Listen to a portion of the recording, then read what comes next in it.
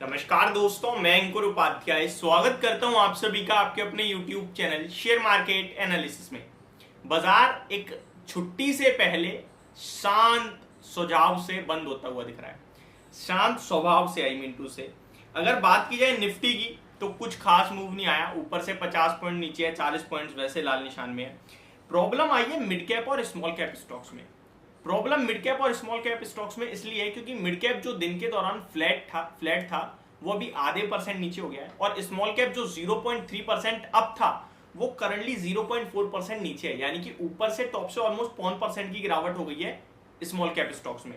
अब बात की जाए अगर स्मॉल कैप स्टॉक्स की पर्टिकुलरली, तो यहाँ पे जैसा कि मैंने बोला टॉप से जो हरे निशान से था वो लाल निशान में बदल गया। और मिड कैप की बात किया है तो ये ऑलमोस्ट फ्लैट थे, जो कि अभी ऑलमोस्ट 0.4% नीचे है। बैंक निफ्टी भी आधे % नीचे हो गई है। निफ्टी 1/4% यानी कि कोई खास नहीं, 50 पॉइंट नीचे, और सेंसेक्स 1/3%। बात की जाए अगर एडवांस और डिक्लाइनिंग रेशियोज की, तो जैसे मिड कैप और स्मॉल कैप ने टर्न हो गए नीचे की तरफ तो रेशियो भी खराब हो गया है।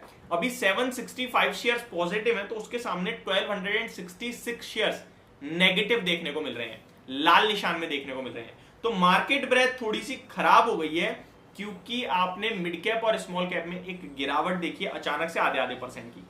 फ्राइडे का आपको याद दिलाना चाहूंगा, यूएस मार्केट में Dow Jones, Nasdaq, Russell 2000, S&P 500 सबके सब टूटे थे और ऑलमोस्ट 1% या 1% से ज्यादा टूटे थे। केवल डाउ जोन्स ऐसा था जो 0.8% टूटा था, बाकी सब 1% से ज्यादा ही टूटे हैं। तो बड़ी प्रॉब्लम थी, लेकिन उसके बावजूद भारतीय बाजार खुले नीचे पूरा रिकवर हो गए, फ्लैट टू नेगेटिव ट्रेड कर रहे थे पूरे दिन, एंड एट द एंड कहीं ना कहीं गिरावट आई है।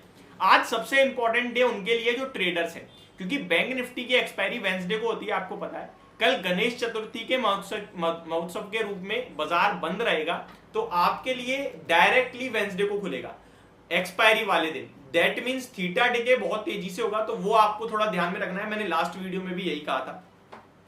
पर्टिकुलरली आज बाजार को तेजी में रखने का काम करा है पीएसयू बैंक ने। इन्हें कोई फर्क नहीं पड़ रहा बाजार का। अगर आप पीएसयू बैंकिंग इंडेक्स की बात किया है तो लगभग 0.4% ऊपर है। Bank of Baroda, bank of India, Maharashtra bank, can bank, central bank, Indian bank, IOB, कोई भी स्टॉक उठा के देख लो तेजी है। कोई शेयर तो 15% तक भागता हुआ दिख रहा है। बाकी अगर बात की है सेकंड टॉप गेनर इंडेक्स की, तो ऑटो इंडेक्स है। बाकी रियलिटी, मीडिया, मेटल, आईटी, ये कुछ ऐसे सेक्टर हैं जो आज बाजार को गिराने का काम कर रहे हैं। टॉप गेनर्स की सूची में भी एक पीएसयू बैंक है, आईओबी, जो कि 20% के सर्किट पे लग गया है। यहां पे एक बड़ा सौदा हुआ है लगभग 3.3 करोड़ शेयर्स का। यूको बैंक 15% ऊपर है, एंड ईज माई ट्रिप 12.5% ऊपर है। ये स्टॉक बीते 3 हफ्ते से आपके साथ शेयर कर रहा हूं मैं, 39 रुपीज के लेवल्स पे, आज 45 हो गया। आपसे कहा था ये जो लेवल है ना, ये बहुत सपोर्ट है। 38 का ब्रेक होगा तो आप बेशक निकल जाना, बट यहां से बने रहो। 44 रुपीज के टारगेट है, कोई बाय या सेल की रिकमेंडेशन नहीं है, इस तरीके से आपसे कहा था, बट बने रहने की राय दी, वो एकदम सटीक बैठी है। आज आ गया मूव, जिस दिन इतना बड़ा ही देता है आप चाहो निकल सकते हो। फ्रेश बैंक की कोई रिकमेंडेशन नहीं है।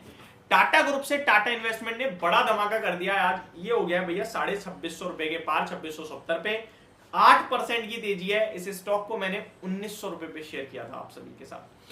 आइडिया में आज गिरावट आ रही है 6%, जीएनएफसी गिरता हुआ दिखा है 5%, रेमंड में गिरावट है 5% की, सिंजिन लगभग 4%, और सेंचुरी टेक्सटाइल में भी लगभग 4% की गिरावट है। गिरावट को लीड कर रहा है आज बैंकिंग में कहीं ना कहीं प्राइवेट बैंकिंग से एचडीएफसी बैंक 2% नीचे, और निफ्टी के टॉप लूजर्स के सेकंड नंबर पे है।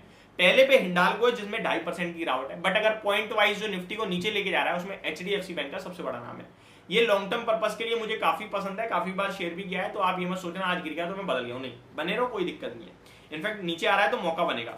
Doctor Reddy third top loser है। वहीं टॉप गेनर की बात किया तो पावर ग्रिड 3% ऊपर, Titan 2.5%, MNM 2.5%, NTPC, BPCL, HDFC life, ये कुछ स्टॉक्स हैं जो आज बाजार की तेजी को लीड करते हुए दिख रहे हैं। ओवरऑल यहां पे क्या करें क्या ना करें, देखिए बाजार में बहुत तेजी बनी है। मैं आपसे बार बार यही कह रहा हूं अपनी वीडियो के माध्यम से कि फ्रेश कैपिटल को सोच समझ कर लगाओ। ये ऐसा समय है जहां पैसा बनाने से ज्यादा पैसा बचाने पे फोकस होना चाहिए। खरीदते समय ये मत सोचना ये 200 का 300 होगा, 250 होगा, 220 होगा। खरीदते वक्त ये जरूर सोच लेना ये 200 वाला अगर गिरता है तो मैं क्या करूंगा।